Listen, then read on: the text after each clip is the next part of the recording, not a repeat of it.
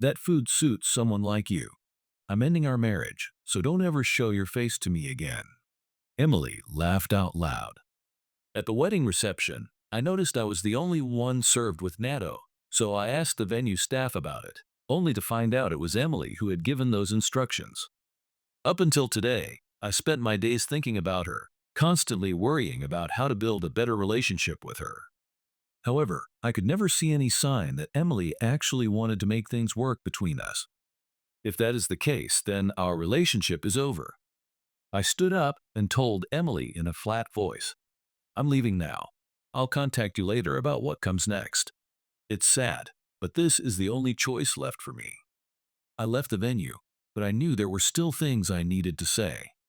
Imagining Emily's reaction, I took out my phone and sent her a message. "My name is John. I am in my 40s and work at a social welfare facility. Although my salary is not that high, I feel fulfilled knowing I am helping others, and that gives me purpose. Besides, I inherited a considerable amount of assets from my parents, so I have no trouble making ends meet. Ever since I was young, my father would always say, 'Having money doesn't make you great. Your worth is decided by what you do and what you leave behind.' My father probably wanted me to live a life not bound by money. That's why, even before he passed away, he let me inherit the assets, telling me that if I wanted to start a business, I could try, or if there was something I wanted to do, I should go ahead without worrying about money. In the end, I never took on any big challenge, but thanks to him, I'm able to think about what I can do for society and work in my own way. He passed away several years ago, but without his guidance, I might have been lost facing such a large inheritance. And without my father's inheritance in my current job, I would barely be able to pay rent and buy food, so I would not be able to live a peaceful life. With financial stability and a fulfilling job, I consider myself lucky. Being appreciated by colleagues and people at the facility helps me grow my sense of self-worth and gives me motivation to work even harder. I have no complaints at all about my job, but there is one thing that worries me. My relationship with my wife, Emily, is not going well. When will you be home today? Well, actually, I don't care if you don't come back. I don't feel like making dinner for a man who doesn't even do a real job." Right before I left for work, Emily said this to me. She ignores it when I say I'm leaving, but never misses a chance to throw sarcasm at me as I head out. "It's true my salary is not high, but I am proud of my job, which supports society. We have been married for several years now, but Emily has acted like this ever since right after we got married. When we were dating, she never showed this side of herself, but the moment we got married, she changed completely. I feel sad about the way Emily is now, but I respond with a smile. I'll eat dinner out tonight. Sorry for always being a bother." When I said that, Emily nodded with satisfaction and turned her attention to the TV, sitting on the couch. How did things end up like this? Is it impossible to go back to how we were before we got married? Still, I cannot think of anything I did wrong, so I do not know what to do. If there is any reason why Emily changed, it is probably about money. Even when we were dating, Emily was always kind and smiling at me, but she often asked for brand name goods and insisted on going to expensive places. It wasn't like I was having financial trouble, and nothing made me happier than seeing Emily smile, so I spent money on her without hesitation. After we got married, Emily started thinking she could spend my money however she liked. Of course, I managed the bank account myself, but she made me promise to transfer a significant amount to her account every month. Because of that, Emily can spend her days leisurely at my house without working. It is not unusual for her to go on trips whenever she feels like it and not come back for several days. Even when I come home exhausted from work, the house is a mess, and I have to do all the chores and cooking myself. Sometimes, when I come home from work, I even have to take care of Emily when she's passed out drunk. But I figure there must be worries Emily has that only she can understand, which have led her to this. That's probably why she lashes out at me or acts so cold. Like everyone else, Emily and I promised to spend our lives together when we got married. Instead of focusing on her bad sides, I tried to remind myself of her good qualities and pushed aside my negative feelings. After work that day, I wandered into town to get dinner. With the arrival of winter, the city is bathed in Christmas decorations, shining brightly everywhere. Seeing couples smiling happily together reminds me of how Emily and I used to be, and I can't help but smile. As I walk along wishing happiness for those couples, I suddenly spot a familiar figure in the distance. The beautiful long hair and the elegant curls dyed a light color look just like Emily's.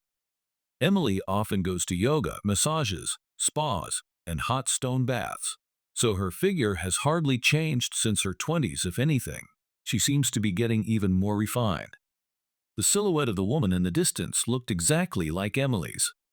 That wasn't the only thing that surprised me. That woman was walking hand in hand, very closely with a tall, handsome man. It couldn't be Emily. I tried to convince myself of that, but the more I looked, the more her figure and the slight glimpse of her profile looked just like Emily.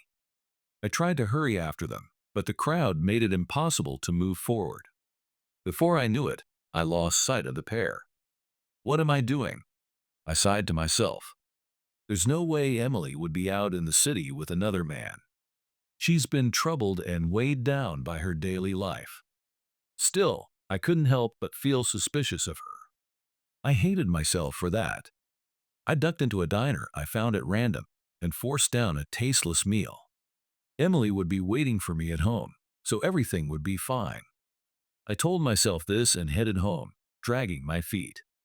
But when I got back, Emily wasn't there. Whenever Emily leaves home for a few days, she usually takes her designer suitcase with her, so seeing that suitcase still at home was a relief.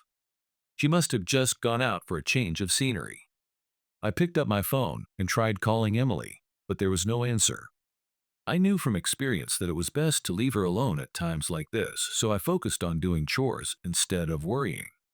Laundry piled in the basket, hair scattered in the changing room and on the floor, dishes left on the living room table. I cleaned the place thoroughly so that when Emily came back, she'd return to a tidy home.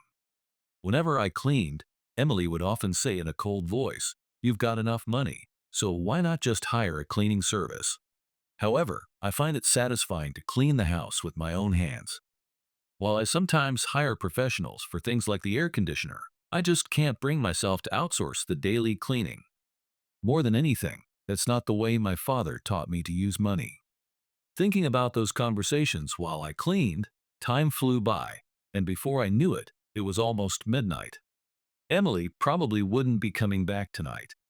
I wondered if she had found somewhere to stay. Worries kept popping into my head. Was she safe? Was she in any kind of trouble? But no matter how much I worried, it wouldn't help. Even after getting into bed, I was wide awake for a while, but eventually I drifted off to sleep.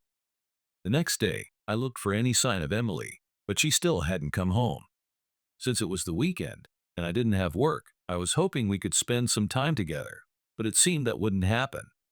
I checked my phone, but there were no messages from Emily. I called her again, and then sent a message to check if she was all right. Around noon, my phone suddenly rang loudly. When I looked at the display, Emily's name appeared, so I quickly answered the call. "Hello, Emily? I was worried about you. Where are you?" I asked, and Emily answered in a sleepy voice. "You don't have to worry about me. I just wanted to let you know I won't be coming home this weekend. And your constant calls are annoying, so stop calling me." I sighed inwardly at her words. If we don't spend some time together as a couple, I worry our relationship will end just like this. But maybe I'm the only one who cares about that, and Emily doesn't think about it at all. While I was at a loss for words, Emily suddenly continued, as if she had remembered something. "By the way, Mark is getting married. He wants me to come to the wedding, but I told him I'd rather just give a big gift instead of attending since it's a hassle. But apparently, that's not an option."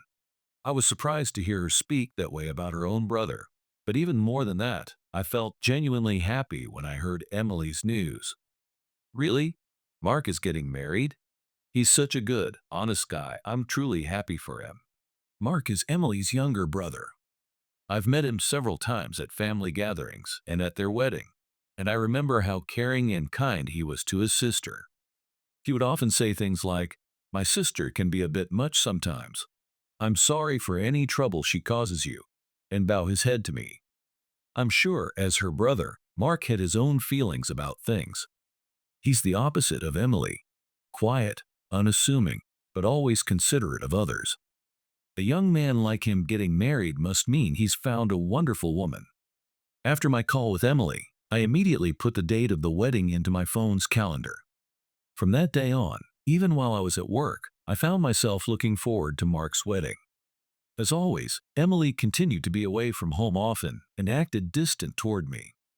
Even when the wedding came up, she was still reluctant to attend and hinted that she might not go at the last minute. Somehow, I managed to persuade Emily, and we agreed to attend Mark's wedding together. I was shocked by Emily's attitude. She was ready to skip her own brother's wedding, but I was grateful that the day finally came. That was all I could ask for. The venue was a beautiful chapel, decorated with photos and mementos of Mark and his partner, showing their wonderful relationship everywhere. The two of them exchanged vows in front of many guests, and the ceremony ended peacefully. I watched Mark, moved to tears as if my own brother was getting married. Next was the reception. We moved to the banquet hall, toasted with champagne to Mark's wonderful welcome speech, and the celebration began in a warm, joyful atmosphere. But then something surprising happened at my table. Everyone else was being served a luxurious Italian meal, but at my seat, there was only a pack of natto, a traditional Japanese dish made of fermented soya beans. The staff handed it to me as if it was perfectly normal, so I wondered if someone had arranged this in advance. As I was about to ask the staff, Emily grabbed my hand to stop me and said in a cold, condescending voice, "That food suits someone like you. I'm ending our marriage, so don't ever show your face to me again." Emily laughed out loud. In other words, it was Emily who instructed the venue to serve me only natto. Up until today, I had always tried to think of Emily worrying about how to build a better relationship. But I could never see any willingness in Emily to make things work with me. If that is the case, then our relationship is over. I stood up and said to Emily in a flat voice, "I'm leaving now. I'll contact you later about what comes next." It's sad, but this is the only choice left for me. I left the venue, but I knew there were still things I needed to say. Imagining Emily's angry reaction, I sent her a message on my phone. Then, with my mind blank, I stared out at the scenery as I made my way home. When I got home, the house where I'd spent time with Emily, even for a short while, felt bigger than ever. I sent Emily a text asking her to pack her things within the week, so I planned to stay at a business hotel or somewhere else during that time. As I was gathering the belongings I'd need, my phone rang. Sure enough, it was Emily's name on the display. "Hey, you sound so high and mighty in that message, but why should I be the one to leave the house? You should be the one to go."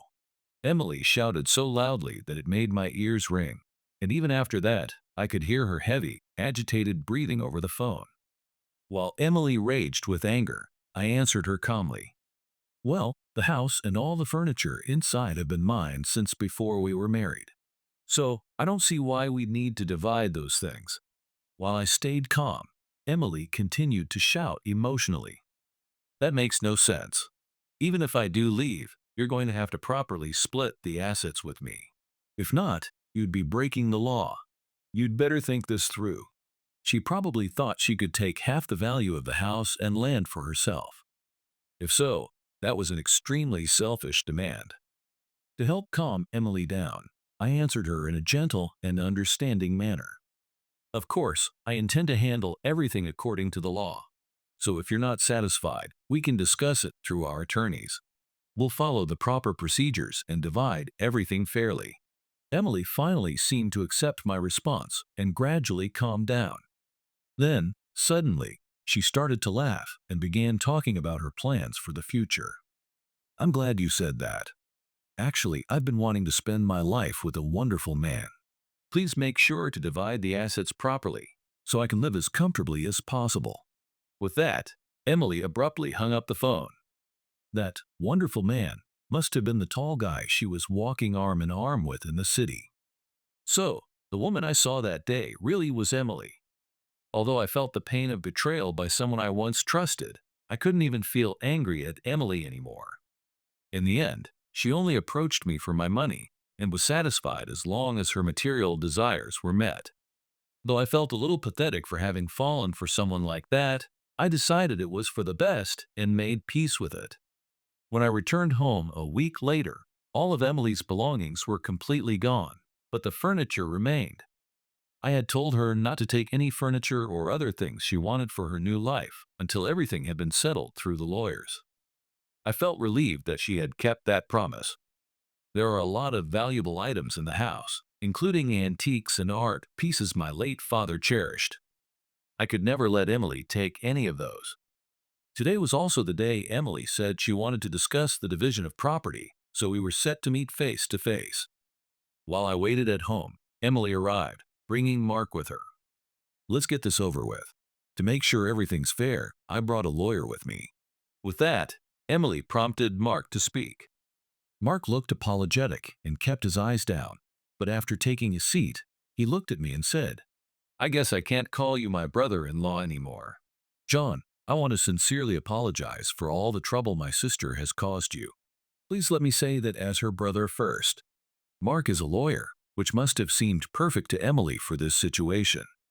However, when Mark began with an apology to me, Emily scolded him irritably. There's no need for all the bowing. You're here as a lawyer, so keep it professional. Mark shot Emily a glare for a moment, then calmly took out his notebook and pen and began the discussion. You two are currently in the process of getting divorced and can't agree on how to divide the assets, is that correct? With that, Mark logically began to explain the legalities of property division. As I had expected, according to Mark, assets from before the marriage or inherited from my parents were not subject to division. In other words, the house, the furniture, and everything I inherited from my father would not go to Emily at all. Hearing that, I felt a wave of relief, while Emily, on the other hand, began to rant, spitting out her words in anger. That can't be. We were married, even if it was just for a short time. And whose side are you on, anyway? Emily continued with her baseless arguments, but Mark answered wearily. You're the one who brought me here as a lawyer, right? From a legal perspective, this is how it has to be. Otherwise, there'd be nothing to stop people from committing marriage fraud. Besides, you told me not to get personal. When Mark countered her with logic, Emily fell silent. Mark continued. And on top of that, Emily, you were secretly seeing another man while married. You'll have to pay damages for that, too. You need to take responsibility for your actions. As Emily stood there in shock, I spoke to her clearly. I saw you walking arm in arm with a man not too long ago. The one you want to start a new life with, that's him, isn't it? I trusted you, Emily, so it was a real shock. Even though I was transferring money to your account, it hurts to think you were spending it on yourself and that man. As I spoke honestly about my feelings, Emily became even more furious instead of remorseful. You really just want to make me the villain, don't you? Fine, but you know you still have to split whatever you earned during our marriage. Even your measly salary is worth something. I can probably get a few dinners out of it. Her insulting words made me angry, but Mark remained calm as he lectured her. Are you serious? I know how much you've been getting each month. It's more than John's salary, and you spent it all on yourself and that other man, right? And now you want even more in the division of assets? That's not how it works. Only now did Emily seem to realize that she was not the one entitled to money, but actually in a position where she would have to pay compensation. She looked annoyed for a moment, but then quickly put on a triumphant expression and said, Fine, I'll pay the standard amount. I'm marrying a rich, handsome man anyway, so you're free of me. Just don't ever contact me again. With that, Emily grabbed her designer bag and left the house. Left alone with Mark, he bowed deeply to me once again. I'm really sorry about my sister. I always worried she might be causing trouble, but I never imagined it would go this far. I heard about what happened at the wedding too. There are no words. Seeing Mark keep his head down for so long, I smiled and said, There's nothing for you to apologize for, Mark. And I'm sorry for causing trouble on what should have been your special day. I'm going to find happiness from here on out, so you do the same, okay? Mark thanked me, and then started talking about something new. As it turns out, Mark told me that before today, Emily had actually consulted him and even introduced him to her new husband-to-be. He received a business card from the man, but after doing some research, he found that the company listed on the card did not show up anywhere online and was likely fake. When Mark tried to warn Emily that she might be getting scammed, she insisted that her new partner was not that kind of person. Mark shared all this with me and sighed. She probably won't learn her lesson until she hits rock bottom. After apologizing to me several more times on his sister's behalf, Mark left the house. As soon as the divorce procedures with me were finalized, Emily remarried her new partner. However, just a few months later, she contacted me in a panic. She said she wanted to get back together with me. Of course, I had no intention of accepting that, but I listened to what she had to say. According to Emily, her new husband had only been interested in her money. Using the money I had given her, she had been living lavishly, treating him and buying him gifts, and that was what attracted the man in the first place. Emily thought her new husband also had some money, but in reality, he only pretended to be wealthy when he was with her. In fact, he was deeply in debt, and to make matters worse, he already had a wife and children. He now had to pay compensation to his former wife and was responsible for a large amount of damages. As I listened to Emily's story with a cold demeanor over the phone, she began to sob and asked if I would help her pay off the debts. I firmly refused her request and have not been in contact with her since. Most likely, the two of them filed for bankruptcy and will have to endure a very difficult life from now on. They probably imagined they would live a life of luxury, but life is not that easy. I hope that, from now on, they will reconsider their outlook and learn to earn money as compensation for their own efforts and value. As for me, I started and now run my own social welfare facility. I was already deeply involved in social welfare work and found it meaningful. However, as long as I was just an employee, there were always things I couldn't quite accomplish. Even in areas where I wanted a bigger budget, there was never enough funding, and there were new ideas I couldn't pursue because of financial constraints. So, I decided to take the plunge, started my own organization, and began working with private companies and government agencies to gather funding and bring my vision to life.